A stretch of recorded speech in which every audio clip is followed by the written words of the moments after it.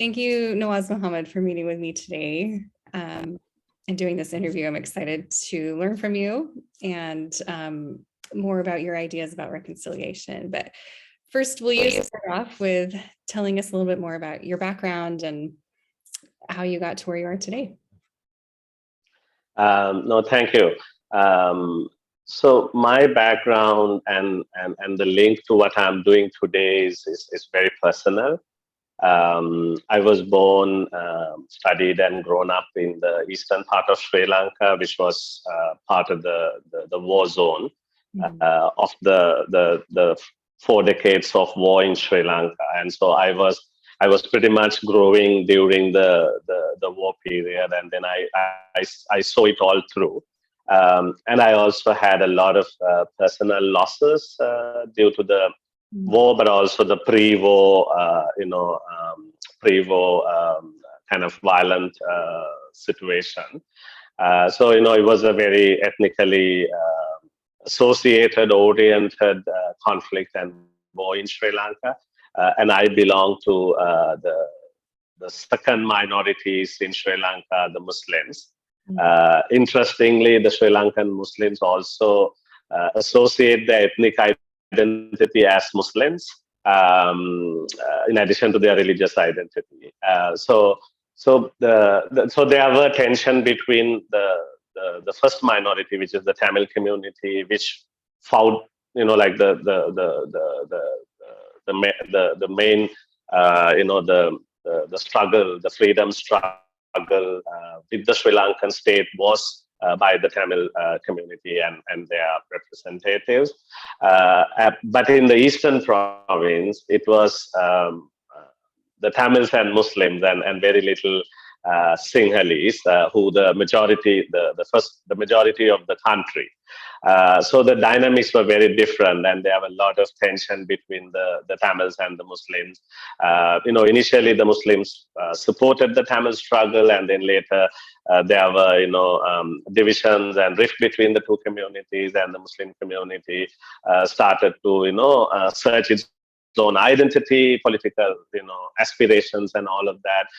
And then also there were claims and counterclaims. The Muslim community also joined alliance with the government, saying that it's for protection against the militancy, targeting by the Tamil community and all of that. So, cut the long story short.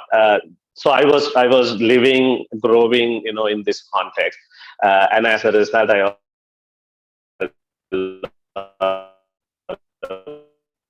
personal losses. I lost my own sister, who was kidnapped and who was believed to be arrested, but both of them we never saw again until today. This happened in 89 and 90. And then I also lost 3 of my maternal uncles. And I also saw men in my community, taking up arms, and were also acting against other communities, the innocent people in other communities. While I also witnessed a major mosque massacre in my own hometown, while people were in prayers, they were shot dead. About 100 one night.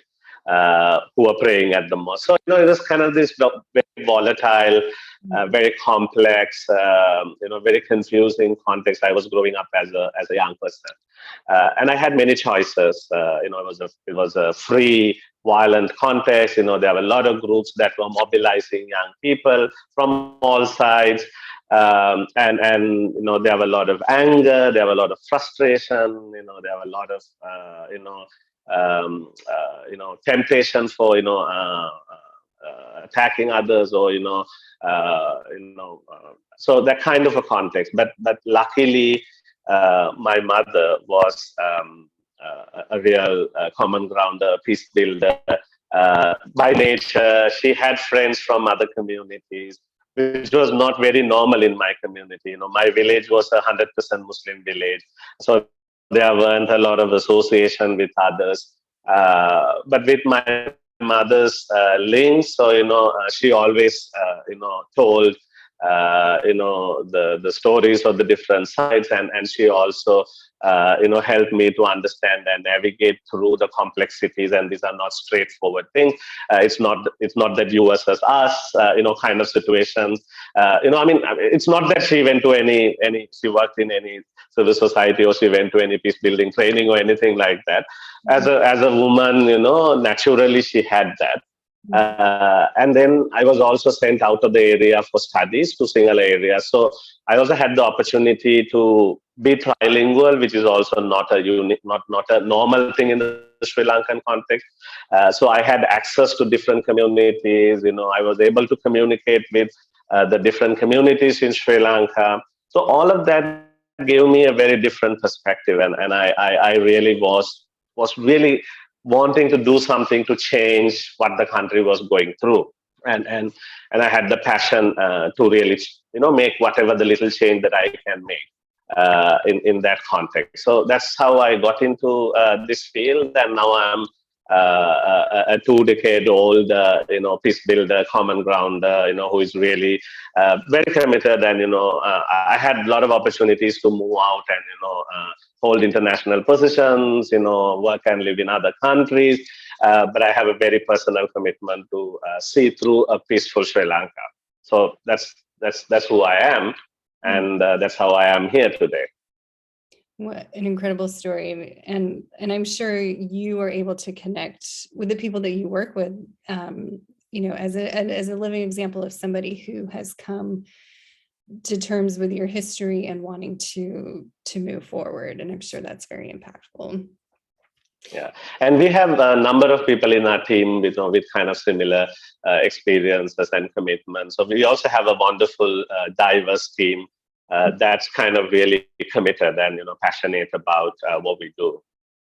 That's wonderful. So I'm curious, how do you define reconciliation? I mean, you do so much work, Search for Common Ground, and your team to try and build that reconciled society in Sri Lanka. So how do you define reconciliation? Yeah. So I'm going to make an attempt. I'm not going to provide a perfect kind of a technical definition as such. So in my view and in my experience, reconciliation is a process that happens at present.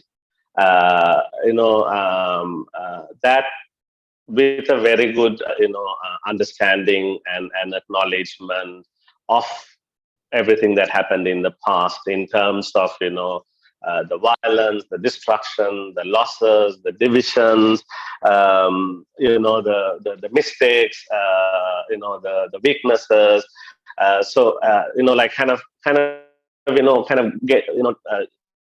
Getting in terms with what happened in the past, but in a very collective and in a way. So it has to be a kind of a whole approach. What do I mean by that is, it's a societal approach. Everybody involved in it, the state, the political stakeholders, the community, the other important stakeholders like the religious stakeholders, and if there are armed groups and all of that. So it's a kind of a wholeness approach where you use the present with that understanding and acknowledgement to kind of really understand and assess everything that happened in the past, to develop a shared collective vision for the future in a way that on one hand we as a country or nation would not get back to where we were before.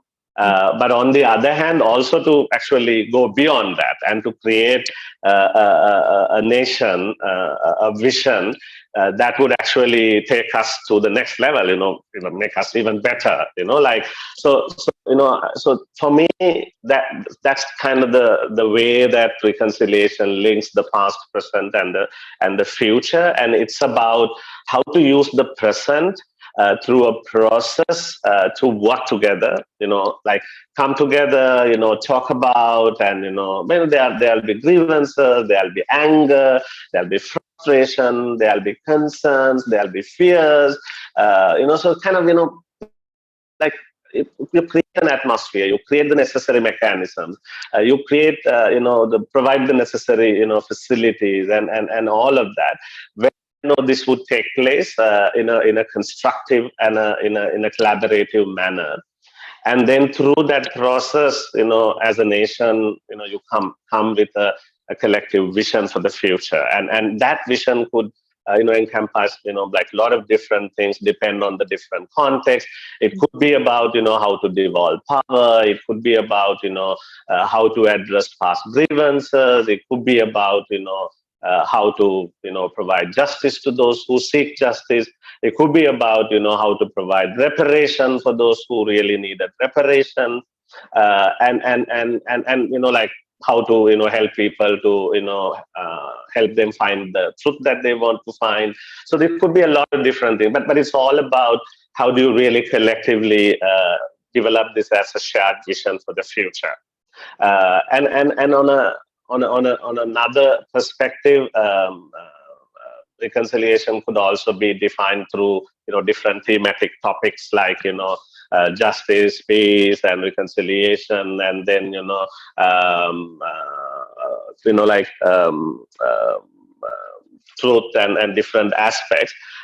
So I rather would like to take an approach to define reconciliation more along connecting the different spectrum of time, the past, present, and future. Yeah.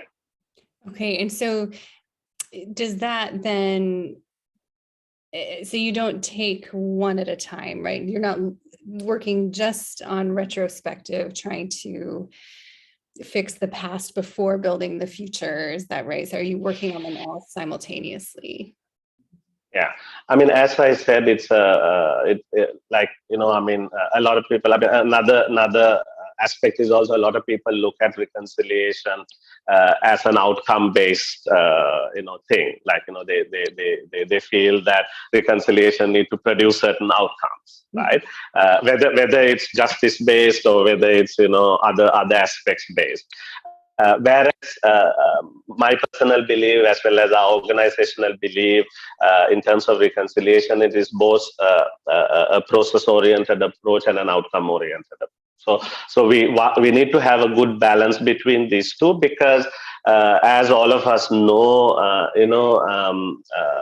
the building peace or building reconciliation is more complex and more difficult than getting into violence and doing destruction, right? So and a lot of scholars also argue, and we have seen again and again in many contexts, it takes a very long time, right? And sometimes we might never achieve certain outcomes as we perceive in terms of what we need to be achieving from reconciliation.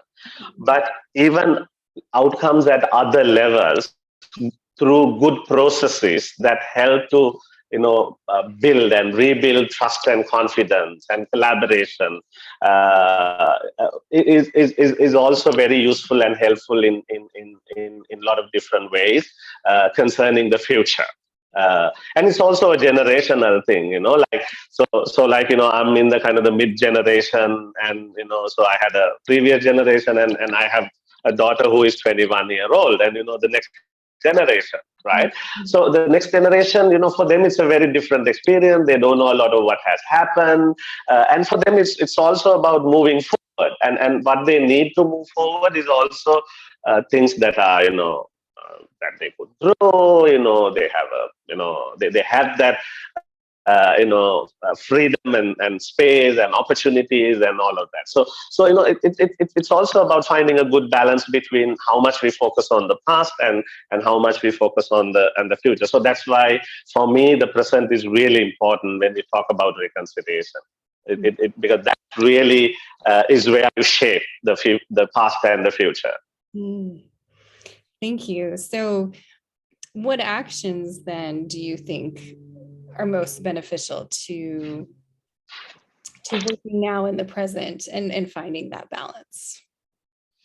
Yeah. So, so as I said, this might differ in different contexts, depend on what the past was, and what kind of conflict that was, and how the conflict ended, and how much of a willingness and a commitment by the whole society, whether it's a state-led approach, the government-led approach, or whether it's just a internationally pushed approach, or whether it's just a community-led approach. So it will all depend and be different, depend on which context.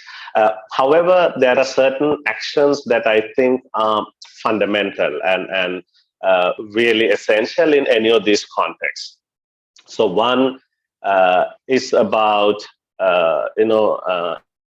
emphasizing the need for doing this together. Because reconciliation, defining reconciliation in itself is the first challenge. Because there's a lot of different and competing expectations by different communities when looking at reconciliation. Right, a community that had a lot of effect, and who lost a lot of lives, whose members were disappeared, who had had to go as refugees, and who were discriminated really badly. So their expectations around reconciliation would be a lot different from a community which was part of the majority community, which had the upper hand, which had the power, which always had the kind of the state and the institutional support and backing, and all of that. But it's neither. So it's not one or the other. It's both, actually. Yeah.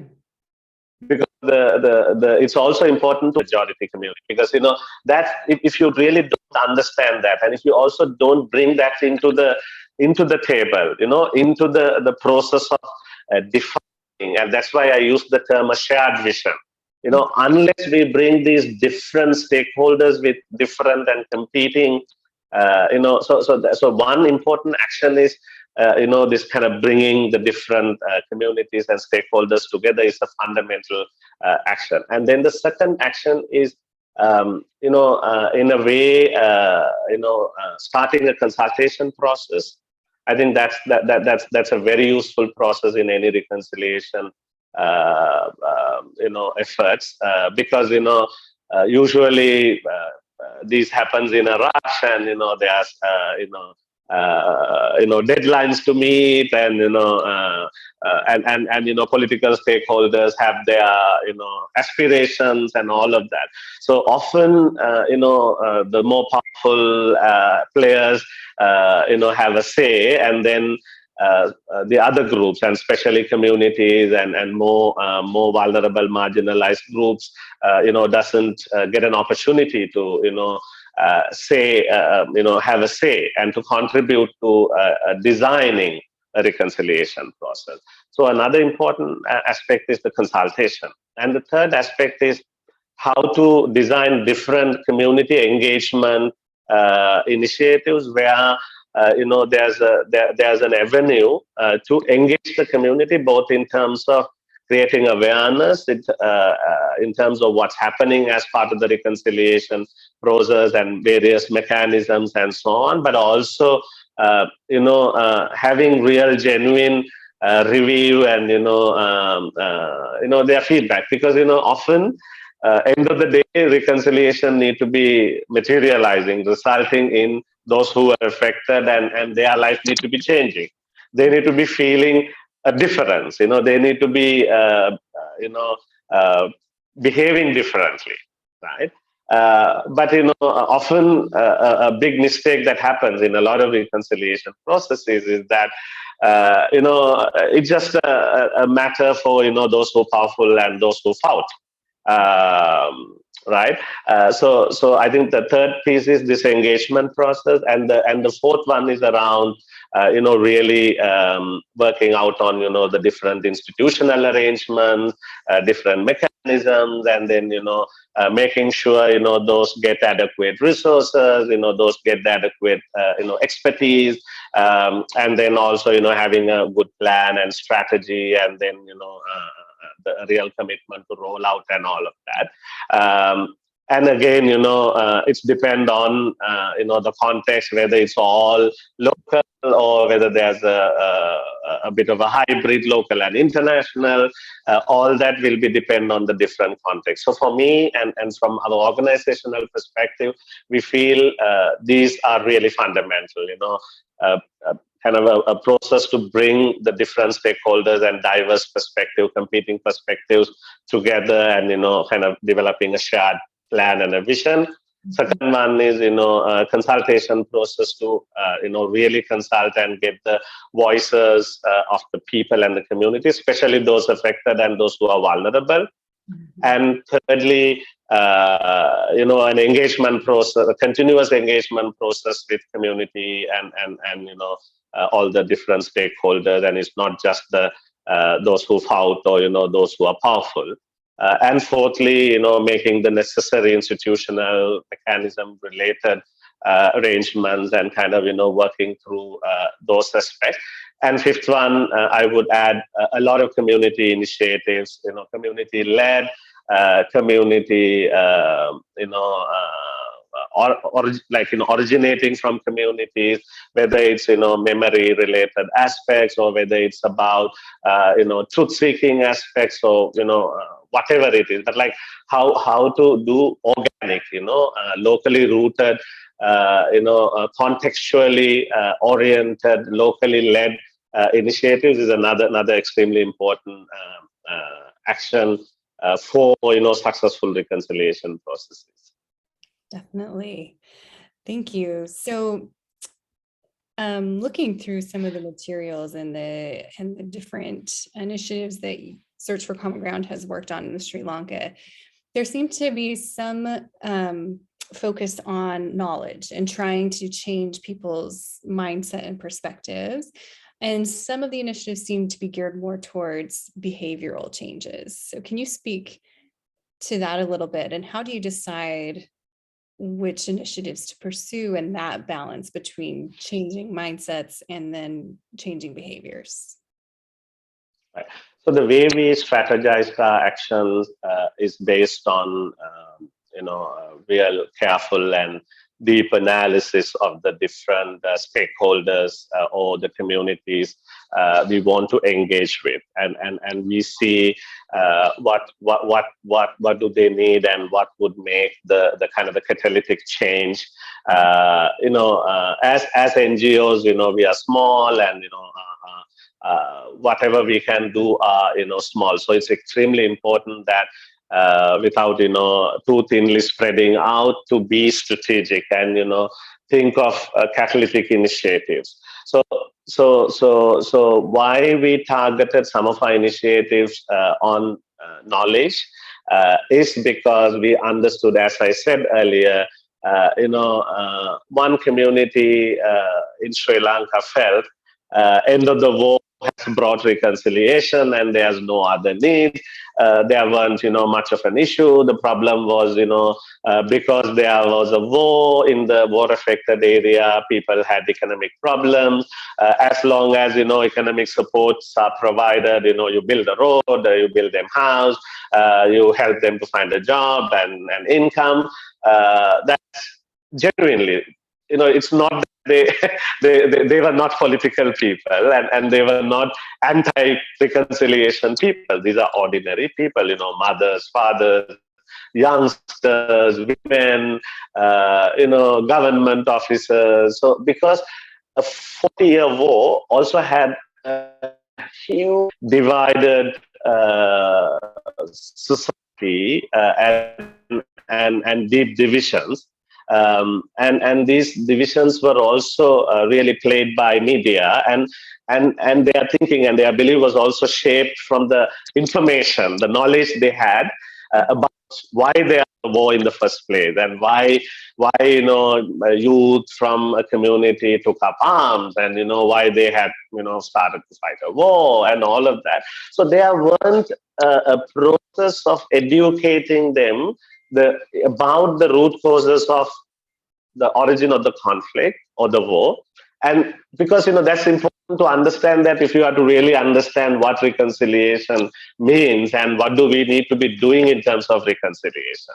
Without that, if you just suddenly say that, okay, we're going to do work on accountability, so for this community it will be like, what is this? We are going to put our war heroes through trial. So that's kind of was the political campaign also. The political campaign and the very biased media campaign was also to really like how these players played a a divisive role during the emergence of the conflict and the war. They also played the same role during the reconciliation as well. So it was extremely important to provide this critical knowledge for people to understand and empathize with the other, who that other is. What are their fears? What are their needs? Whether it's just the road and the house and the income, or no, and then no, they also are looking for their loved ones who disappeared like 10 years ago. They are also looking for their loved ones who are under detention without any trial, for 15 years, 10 years, 12 years, right? And so that is how we define what do we focus where, and then some other stakeholders, we realized that they had the right knowledge, but they need to be getting into right action if we need to be seeing the kind of the change that we wanted to be seeing. So that's how we define, our intervention. So it was very tailor-made, very deeply analyzed, the needs and the context. Great, thank you. So what obstacles have you run into as you've done these different activities with the communities, and what did you do to overcome those? Yeah, so one of the major obstacles was around suspicion. So as I said, unfortunately, the Sri Lankan reconciliation process failed to, bring all the different communities and the country as a whole together in defining reconciliation and kind of in the short-lived reconciliation process. So I call it short-lived reconciliation process because the war ended in 2009, and there was a very contested, very adversarial context in terms of reconciliation between 2009 and 2014. And then 2015, there was what is called a pro-reconciliation coalition government was elected, and there was suddenly, everything changed, and there was a state-led, government-led reconciliation process, excellent collaboration with the international community, the UN, and all of that.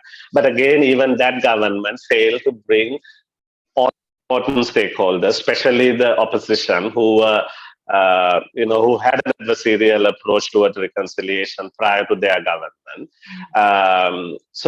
But their government had a short life, and that pretty much ended in 2019 in like 3-4 years. And even before, I'm not trying to say that they did everything genuinely. That could be questionable. But they at least made some effort, and there were a lot of criticisms also. But again, we are back to another, uncertain, not so sure kind of a context in terms of where the reconciliation process is moving, whether the reconciliation mechanisms are functioning the way they should be functioning, and all of that, right? So one of the major challenge was this suspicion, who this NGO is, which community, which political, ideology, which government, so we were very careful. We didn't even use the term reconciliation a lot, even during this period, because we had a good understanding of the political context, and we didn't want to, jump into risk zones, even though we did a lot of reconciliation work, but we were mindful not to be, labeling ourselves and, branding ourselves in a way that we could be seen as, with suspicion.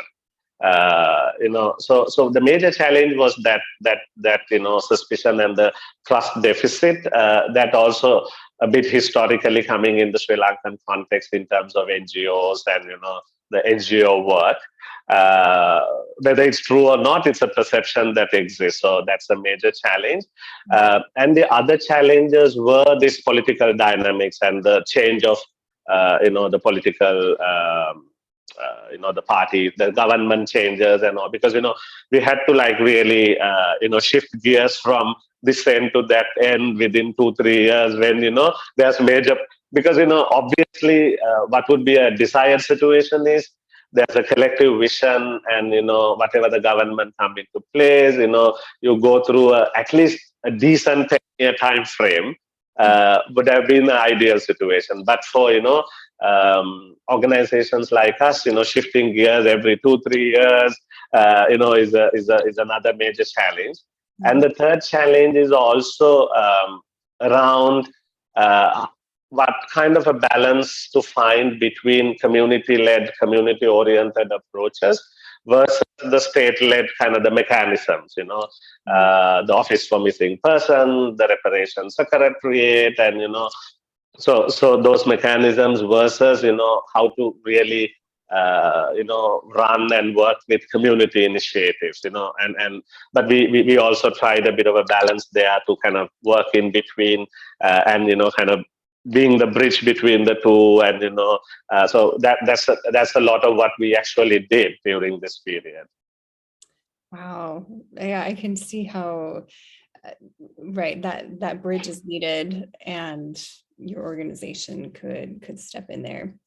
So how do you measure outcomes? I mean, you've spoken a little bit that it's not just about the outcomes, right? It is the process, but being an NGO, I'm sure there are donors and other organizations that want some sort of indication that what you're doing is making a difference there in the community. So how do you measure?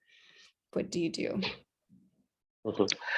So this is a major struggle the whole field has been going through over years, and we as an organization is also a lead in working with others in figuring this out, and trying to find constructive ways to do this. So specifically talking about outcome in reconciliation context, again it goes back to what I said earlier. It will be different in different contexts, and that need to be, you can't have one size fit all approach, because like in one context, just the fact that people could talk about reconciliation in itself would be an important outcome.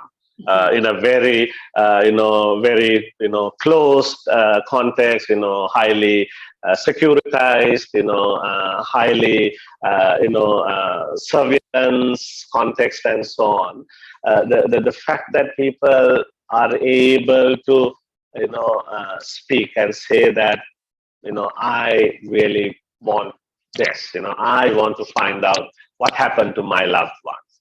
That's just the fact saying that is an important outcome. So you define it depend on the context. But in another context where there's a real state-led, government-led, process, the national reconciliation mechanism happening and all of that, there the outcome bar will be put up high, and that would be about how effective the different mechanisms are functioning, what the outcomes that are coming, like, let's say, Office for Missing Person, whether there's independent commissioners there, whether they are doing a good job, whether the families are receiving the adequate information, whether they, trace the real whereabouts of, at least number of or percentage of those who disappeared, so that then the bar will, go up, and the outcome is also based on the duration actually. So that's partly why it's a big challenge for NGOs, because we worked on short-term projects, 2-year, 3-year projects, whereas the reconciliation process, as I said before, like for me, like minimum you need a really fully committed, everybody working together, like a 10-year time frame, right? So how could you actually set outcomes and measure them when you are implementing like average NGO projects in context like this are like 18 months to like 36 months, minimum 18 months, maximum 36 months, right? So and also with the kind of political dynamics and contextual changes and all of that I explained earlier. So it's really a struggle. But then that doesn't mean that you don't set targets and outcomes and indicators, and you look at whether we are making important contributions is essential. So for example, what we did was truth seeking was an important target in the Sri Lankan reconciliation process. But it was a very difficult context, and the government was nowhere near setting up a truth commission and providing the space for people to come out and talk about the truth, right? Or seeking the truth, right? So what we did was we initiated a 2 to 3 year project initiative where we help people to provide safe and comfortable, confident space for them to be able to share their lived stories through the violent conflict. So that is our community memorialization project. So 300 plus individuals all lived in the violent zones from different communities. A mother who lost her son to the war, a wife whose husband was missing for 10 years, a man who lost his house and business and everything, another young person who, lived all his life as, a displaced person, all of that, and these were depoliticized, their own story in the way they would like to tell. So their own truth, the truth of the context they lived and their life experience in their own way. So we call this people's history and people's truth. So we helped this, and there were 300 plus stories, and with our partner, Her Stories, it was altogether 700 plus stories, of very powerful stories. All are carefully, documented. And you could find them in www.memorymap.lk, which is an interactive online platform. So we also made it available for anyone and everyone who would like to use them for different purposes. And the people who shared these stories felt really good and empowered the moment they felt that they were able to tell the story, but not just tell, but also the story was out there. And all these stories are also placed in the National Archives. So this has become part of the history, right? And so we didn't stop it there. Then we thought these are very powerful stories. This shouldn't be just sitting, in a documentary or a platform or archive. So what we did was we helped people to, come across the dividing lines and to engage with these stories, to understand and empathize with each other. So we have convened more than 2,000 people, individuals from different communities. And we brought them to interact with these stories in a very, artistic, very, like an innovative setting, where they engage with these stories in an exhibition dialogue format. And for most of them, for the first time, they heard a story similar to theirs from the other community in like a direct in-person kind of way. So these are very powerful experiences from a reconciliation perspective.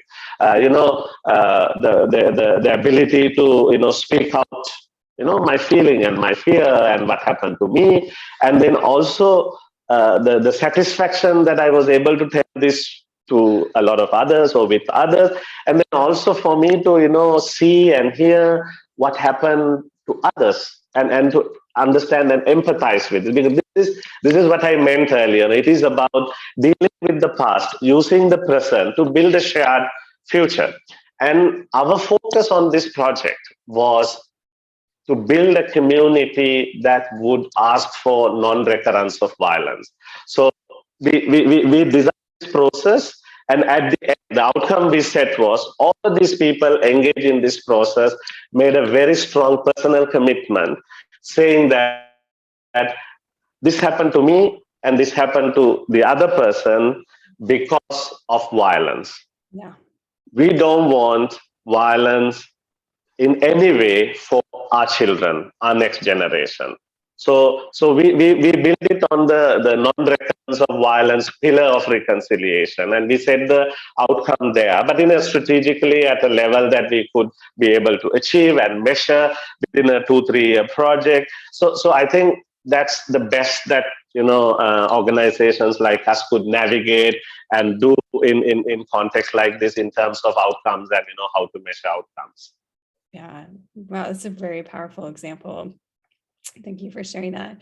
I mean, this kind of goes along with, measuring outcomes, but how do you then define success, right? I mean, the example that you just gave sounds like it was very successful, right? People engaging and building that social cohesion. Do you have any other examples or a definition of success?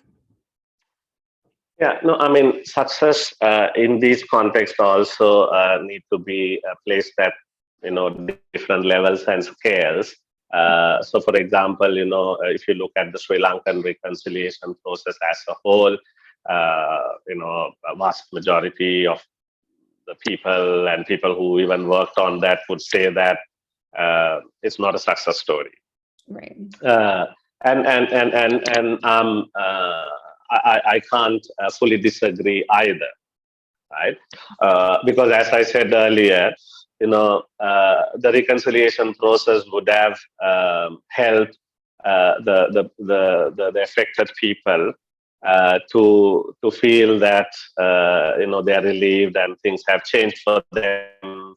They now know what happened to their loved ones, so they found terms to move on in life, and then they also got what they need to move on in that life, and then they also understood what happened to others, and then they kind of are now are ready and willing, and they are moving in terms of as a nation together, and okay, let's move on. We'll build this country together, and we'll work on, and all of that is what would have been an ideal situation.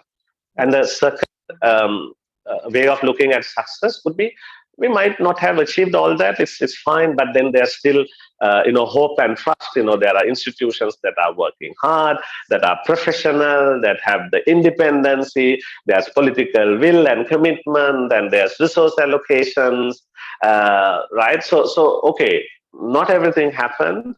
Not the kind of changes we wanted have occurred, and we can be fully satisfied, but we still could have hope and trust and confidence because of what's everything happening, right? So, for example, in the last budget, there was a tiny little allocation for reparation, right? That's it. I mean, so if you analyze the whole national budget, and if you look at what's the level of allocation for reconciliation, I mean, it's not at a factory level, right? So this is not just about this government or one government or anything like that. So, I mean, as I said, even the pro-reconciliation government that started the national reconciliation process in 2015-16, There were also a lot of criticism in terms of whether they did it all genuinely or whether it were all, for other agendas, to satisfy international players, to secure GSP plus concession, or whether to navigate and take more time in Human Rights Council in Geneva. I'm not saying, but these were the arguments, so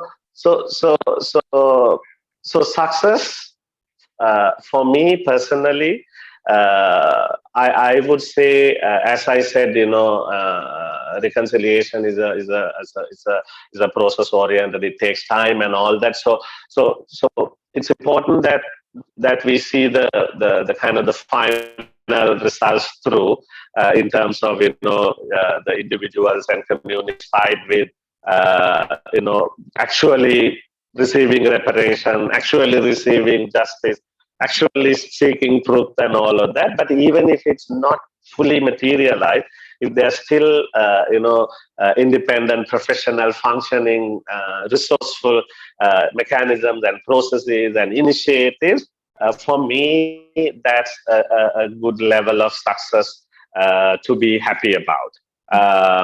So that's.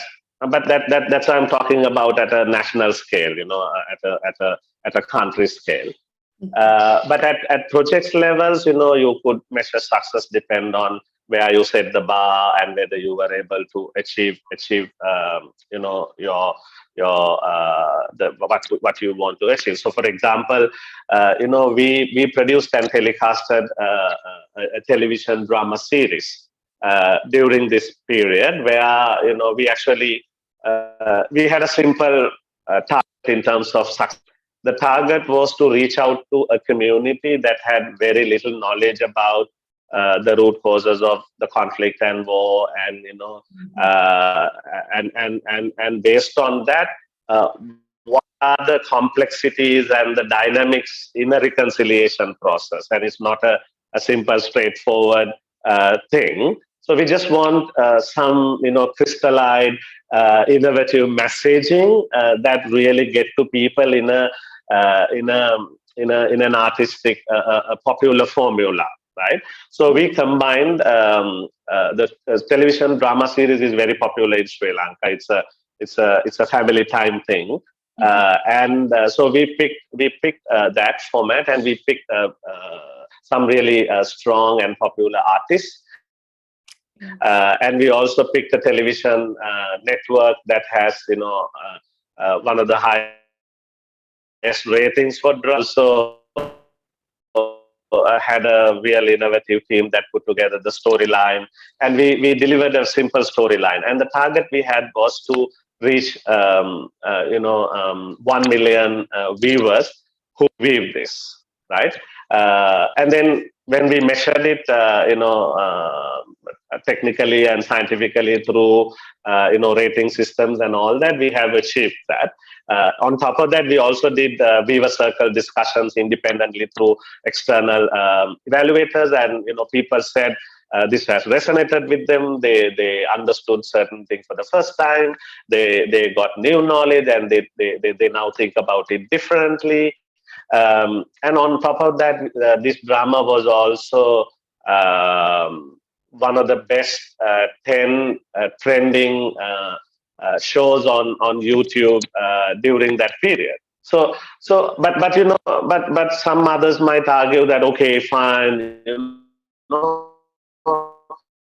what a drama going to do in such a complex reconciliation really depend on where at which scale you're looking at success, and then how you also be strategic and really intense about how do you want to see success and how do you want to view.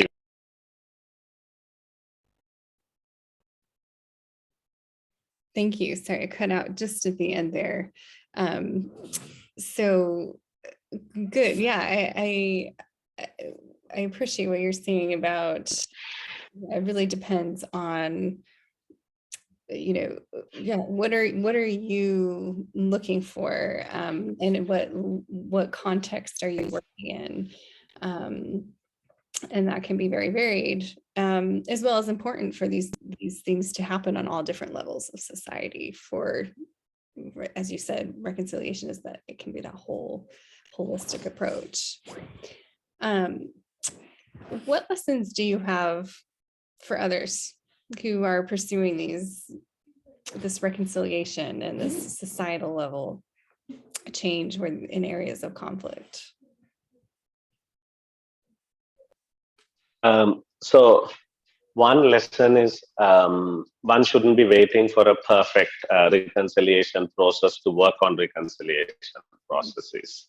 Even in a very complex, very restrictive context, if you could be, if you are committed and if you could be innovative, you could find ways to, do your small initiatives that are still important, and will also make an important contribution to the overall course and the process.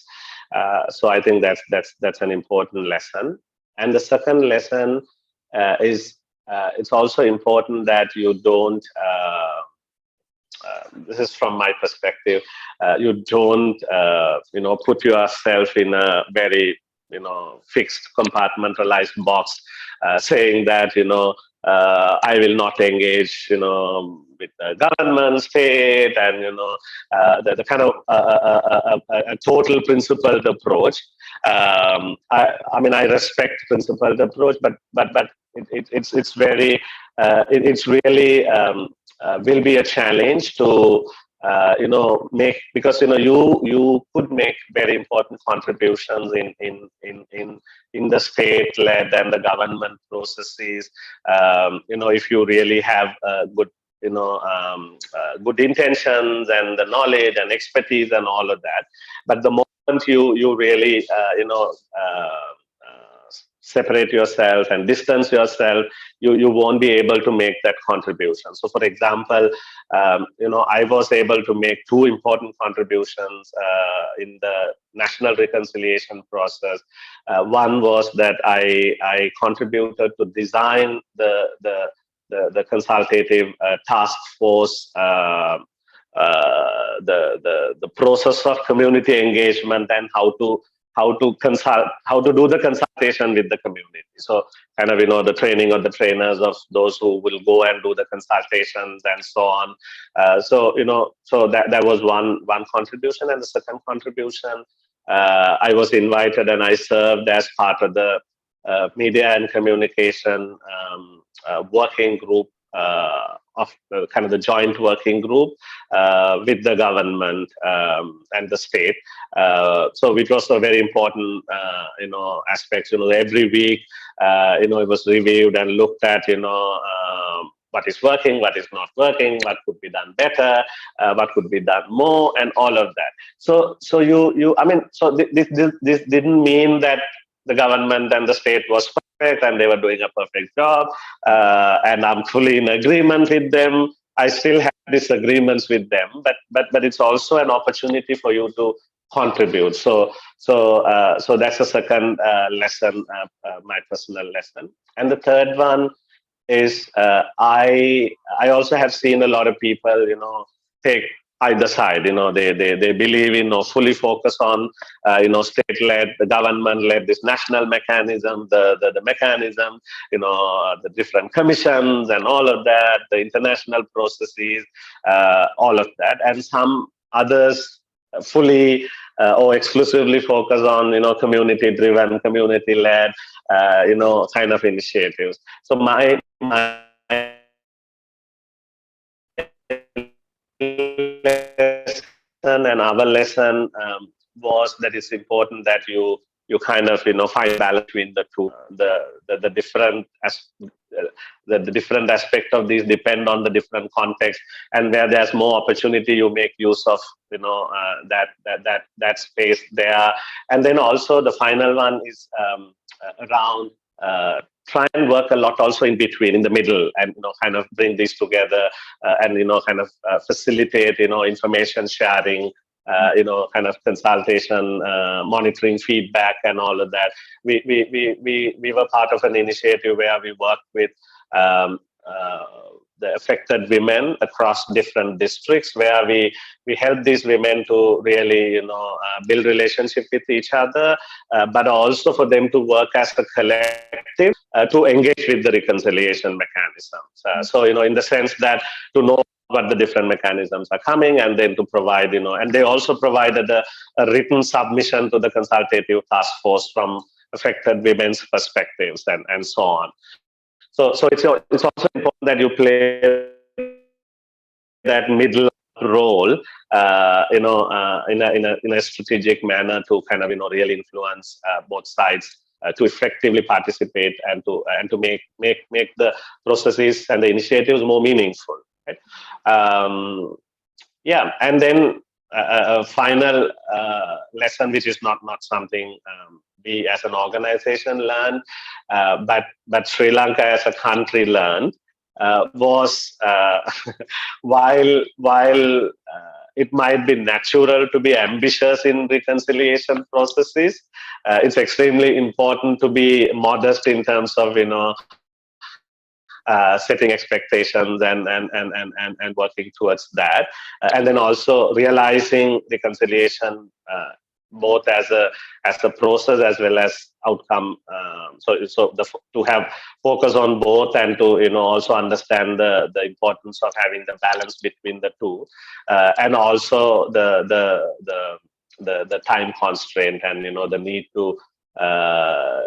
to understand that it will take time, and it's important to and not to lose faith quickly. But it's also important that that doesn't mean that you drag forever. So that's where you really need those, you put the trust, confidence, you set up the institution, you invest resources, you make them independent, you make them effective. So you focus on that. Even after all of that, if there's time taking, I think that's something important to understand. But if it is like you don't do any of these and then you just sit on it and you drag it, then obviously that's not meaningful.